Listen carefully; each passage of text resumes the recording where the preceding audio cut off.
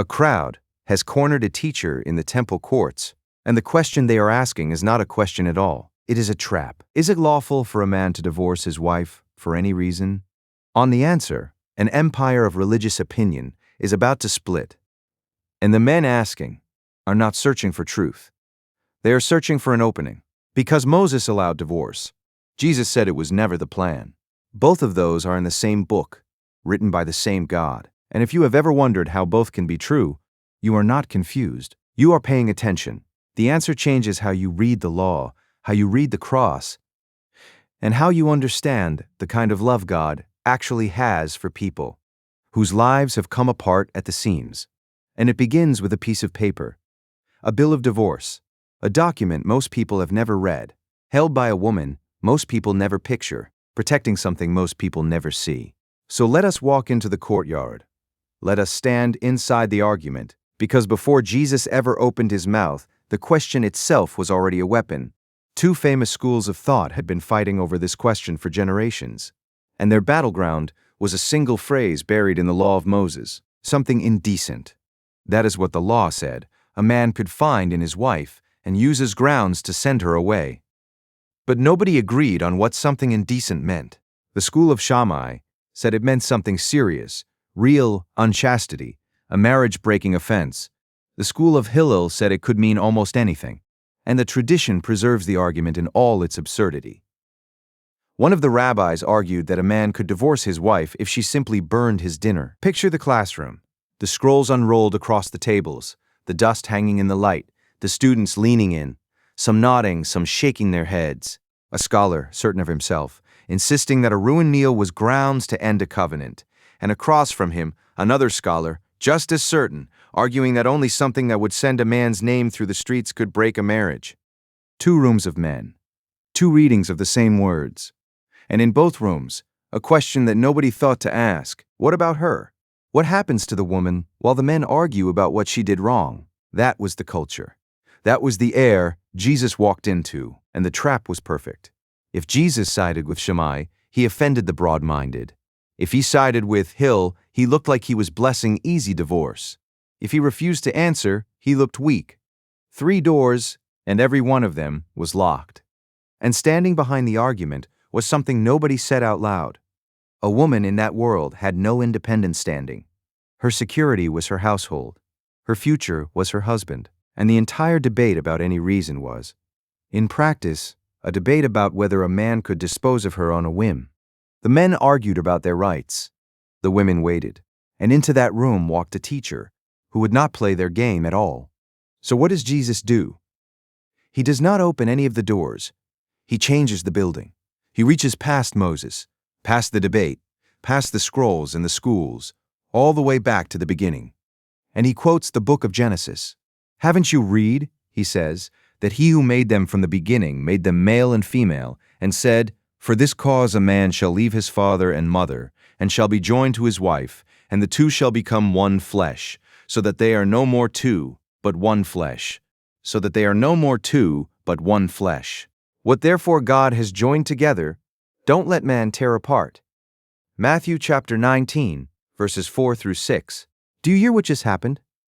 They asked him about a law. He answered with a creation. They asked him about paperwork. He answered with a garden. And in one sentence, he reframed the entire conversation. Divorce was never the subject. The subject was what God made marriage to be before anyone ever thought to break it. A man leaves. A man joins. 2 become one. Not 2 people trying to be compatible. Not 2 families negotiating an alliance. One flesh. Something the man and the woman did not make and cannot unmake. And cannot unmake. And then, the line that should have ended the debate right there. What therefore God has joined together, don't let man tear apart. Not make difficult. Not make complicated. Tear apart. The design is not a suggestion. It is a joining. And the joining has a maker. But the crowd was not done. They came back with the sharpest question in the whole exchange. And it is the question that still echoes today. Why then did Moses command us to give her a bill of divorce and divorce her? And notice the word they use. Commanded. They are building their entire case on the assumption that the law told people to divorce. Jesus corrects the word. Moses, because of the hardness of your hearts, allowed you to divorce your wives, but from the beginning it has not been so. Matthew chapter 19, verse 8. Allowed, not commanded. Allowed. And that one word change is the hinge the entire passage swings on. Now here is something honest that has to be said, because the text demands it. In Mark's account of the same conversation, Jesus uses a different word. For your hardness of heart, he wrote you this commandment. Commandment. The scribes who copied the Gospels preserve both words, and faithful readers have wrestled with both of them for 2,000 years. Here is what both accounts agree on. Whatever word you use, the substance is the same. Whatever word you use, the substance is the same. Jesus calls it a concession written for hard hearts, not a design from the beginning. The law accommodated a broken world. It never sanctified the break. Allowed versus commanded is not a technicality. It is the difference between a God who approves of divorce and a God who grieves over it while still protecting the people caught in it. But here's the thing. The crowd was quoting a law most of them had never actually read, and most of us have never actually read it either. We know the debate. We know the famous verse. We do not know what the law itself says, so let us read it. All of it. And listen for what it does not say. Deuteronomy chapter 24, verses 1 through 4.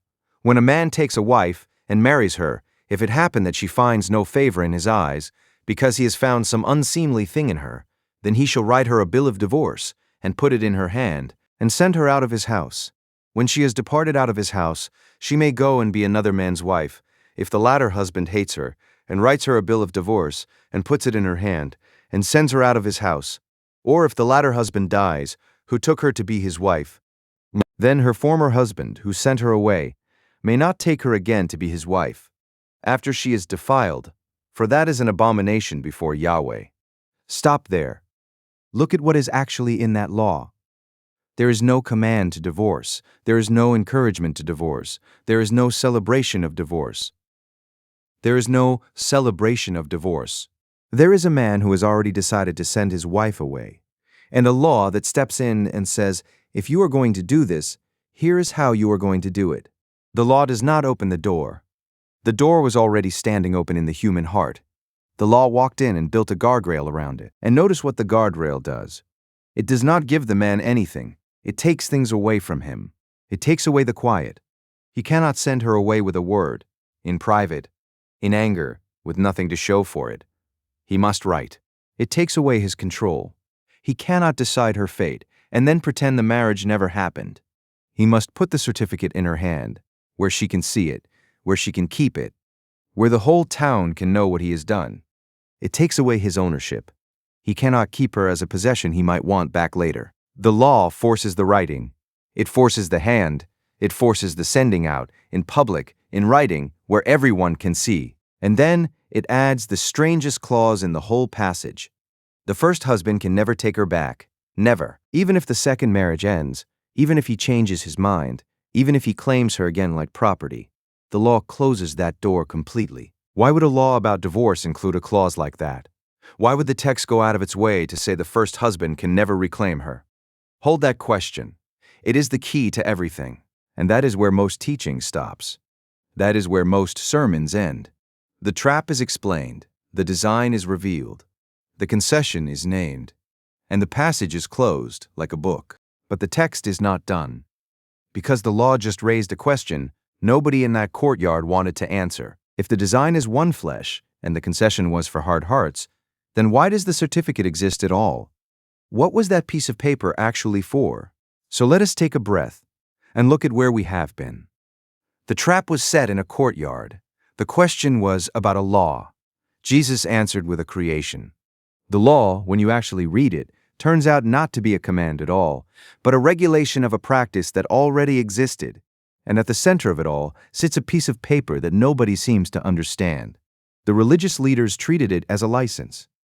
The law itself treats it like a guardrail. And somewhere in that document, between the writing and the hand and the sending out, there is something the entire conversation has been circling. Something about what the certificate was really for. Something about the person holding it. Let us start with the 4 words Jesus used to explain the whole arrangement, because of the hardness of your hearts. The Greek word is sclerokardia, a heart that has gone hard, unyielding, unteachable. And here is what that means. The law was not written for perfect people. It was written for a people whose hearts were not ready for the design. God looked at a generation of stiff-necked men, and he knew something they would never admit. If he simply said, "No divorce, ever," the vulnerable would not be protected. They would be crushed. The men would find their loopholes anyway. They would send their wives away with nothing, and the women would pay the price with no record, no standing, no future. So God did the most practical, most merciful thing a holy God could do inside a broken system. He regulated the sin he could not yet remove. The law is a fence. It cannot change the heart, but it can stop the worst of the damage while the heart is being changed. Think about what a fence is for. It does not make the field holy. It does not make the animals love the farmer. It keeps the herd from running off the cliff. It limits the fall. That is what the law of Moses did with divorce. It did not bless the sin. It limited the damage. It did not pretend the heart was whole. It protected the people standing in front of the heart's wreckage. And that brings us to the document itself. The certificate. The piece of paper everyone argued about, and almost nobody understood. But before we get to the paper, we have to face the hardest part of the passage, because skipping it would be dishonest. Look around the courtyard while you hear it. The men are still leaning in. The scrolls are still on the tables, and the certificate is still sitting there, unread between them. Matthew records that Jesus added a clause the other Gospels do not record in the same way. I tell you that whoever puts away his wife, except for sexual immorality, and marries another commits adultery, and he who marries her when she is put away commits adultery. Matthew chapter 19, verse 9. That phrase, sexual immorality, is one Greek word, porneia. And faithful Christians have disagreed for centuries about exactly how far it reaches. Some read it narrowly, as adultery committed after the marriage. Others read it more broadly. The honest answer is that the text gives us the exception without a full definition, and wise teachers do not pretend to be more certain than the text is. Here is what you can be sure of. Jesus took the marriage covenant with absolute seriousness. He refused to make divorce easy. He refused to make it the unforgivable sin. And he refused to abandon the people who have walked through it. The center of the passage is not a loophole. The center is a standard, a mercy, and a broken heart in the middle of both. Hold those 3 things together, and you are reading the text the way Jesus gave it. And the Bible is honest about how serious this is. 2 chapters after the law that wrote the certificate, the prophet Malachi stands in front of the same kind of men who are betraying the wives of their youth, marrying women who worship other gods, dealing treacherously with the covenant. And the certificate, the very document we have been circling, is still warm in their hands. Picture the scene Malachi describes. The altar of the Lord is covered with tears, with weeping and sighing, because the offerings are not being received. And why? Because the men have dealt treacherously with the wife of their youth, the companion of their covenant. And Malachi records the words of God himself. For I hate divorce, says Yahweh, the God of Israel, and him who covers his garment with violence, says Yahweh of armies. Malachi chapter 2, verse 16.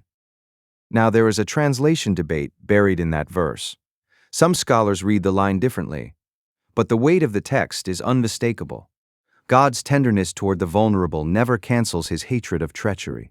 Both are true. Both are in the same book. The certificate was mercy. The hatred of betrayal was holiness, and the God of the Bible is both at the same time. All the time. That is the tension the whole passage has been driving toward. And the religious leaders in that courtyard wanted Jesus to dissolve it, to pick one side, to make it simple. Jesus refused. Because the tension is the point. So now we come back to the paper. The certificate, here is the detail. Most people never see. The certificate was not a favor to the husband. It was a protection for the woman. Picture her. A woman in ancient Israel had no independent financial standing. Her security was her household, her family, her place. If a man simply threw her out with nothing, no document, no record, no proof, she was stranded. She had no standing to marry again. No way to prove she was free. no protection from a husband who might change his mind and reclaim her like a piece of property. The bill of divorce changed all of that. It forced the man to put the end of the marriage in writing, to declare it publicly, to hand her a document that said, in effect, "This woman is free," and then the law added the clause that should stop you cold. He could never take her back. Once she had married another man, the first husband could not reclaim her, because that was an abomination before God. Do you see what God was doing? Inside a system that was already broken, inside a culture where women were already vulnerable, God wrote a law that took a cruel practice and hemmed it in on every side. He could not make the man's heart whole, so he protected the woman instead. The law did not bless the sin. The law restrained the damage. And the certificate, that cold piece of paper that the religious leaders treated as a license to discard, was actually the most protective thing a woman in that world could hold in her hand. That is what mercy looks like when it has to work inside a fallen world.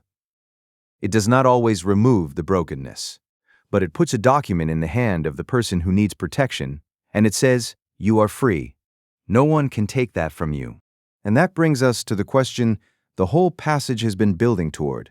If God's design was one flesh, and God's law was a guardrail, then what is God actually like toward people whose lives have been shattered by this? Because here is the thing most people never realize. The Bible does not answer that question with a law. It answers it with a marriage. All through the prophets, God describes his relationship with his people as a covenant between a husband and a wife, and the bride keeps wandering. The prophet Hosea was told to do the unthinkable, to marry a woman who would be unfaithful to him, so that Israel could see in one living, breathing, heartbreaking marriage what God felt every time his people turned away. And the whole time, the covenant held. God did not write the certificate. He did not send his people away and wash his hands. He kept pursuing. He kept grieving. He kept calling. "I will heal their waywardness, and I will love them freely, for my anger is turned away from them." Hosea chapter 14, verse 4. Do you hear that? The God who says he hates divorce is the God who will not divorce his own unfaithful bride. His hatred of treachery and his refusal to abandon the treacherous are the same love, working in two directions at once. And that is the God who walks up to a woman at a well in John chapter 4. She has had 5 husbands. 5, and the man she is living with now is not her husband.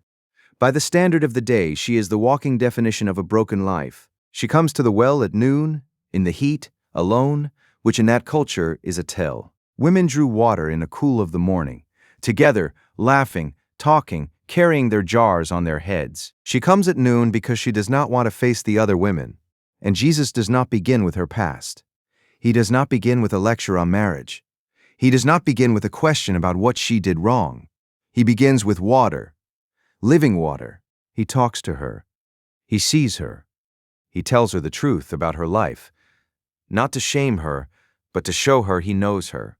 "You said well, I have no husband," he tells her, "for you have had 5 husbands, and he whom you now have is not your husband. This you have said truly." John chapter 4, verses 17 and 18. And her response is not despair. It is not defensiveness. It is wonder. She leaves her water jar, and she runs into the town, and she tells everyone, "Come see a man who told me everything that I have done." And here is the detail that should stop you cold. She left the water jar at the well, the jar she came to fill, the reason she walked there in the heat of the day. She left it behind because she found something she did not come for, something that made the water she came for suddenly small. 5 failed marriages, a live-in partner, a past she carries like a stone, and the Son of God meets her and gives her living water, not a certificate, not a quota, not a shame spiral, living water. That is what the God who hates divorce does with the person whose life is a mess of broken relationships. He does not pretend the mess is not real. He just refuses to let the mess be the final word.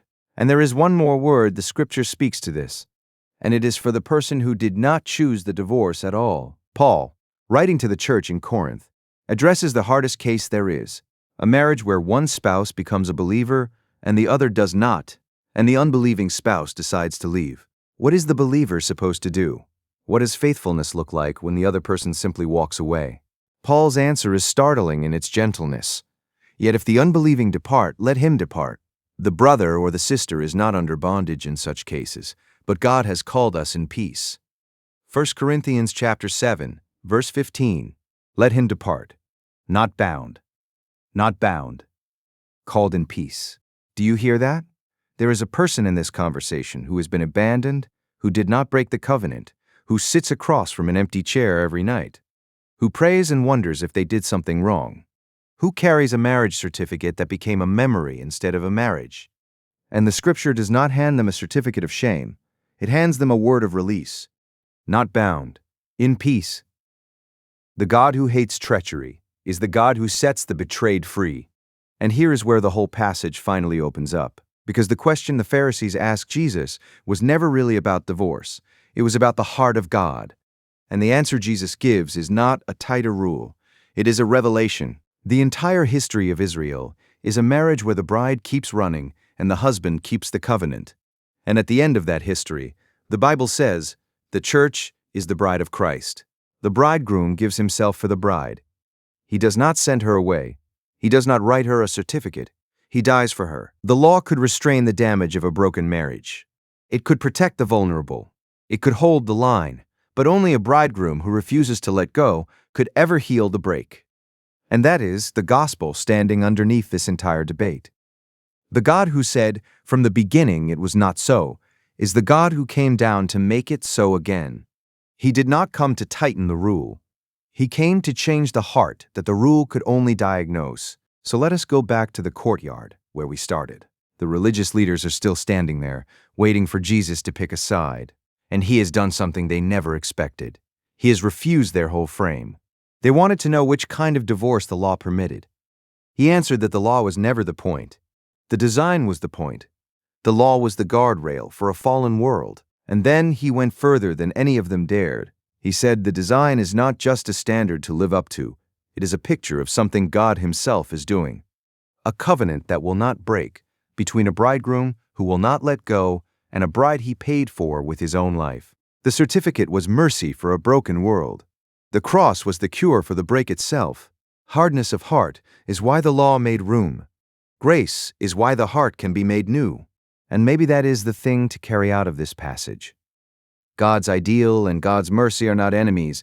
They are the same love moving in two directions. The ideal says, this is what I made you for.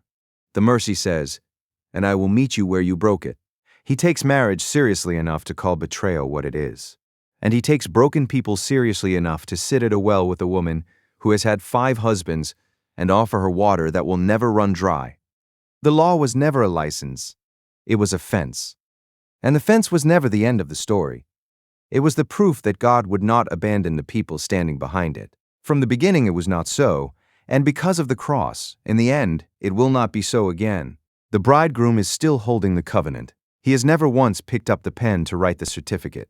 And if you are the one who is afraid he might, look at the well, look at the water jar, left behind. Look at the cross. Look at the bridegroom who would not let go. The ink never dried in his hand. The door never closed. And the love that would not divorce Israel will not divorce you.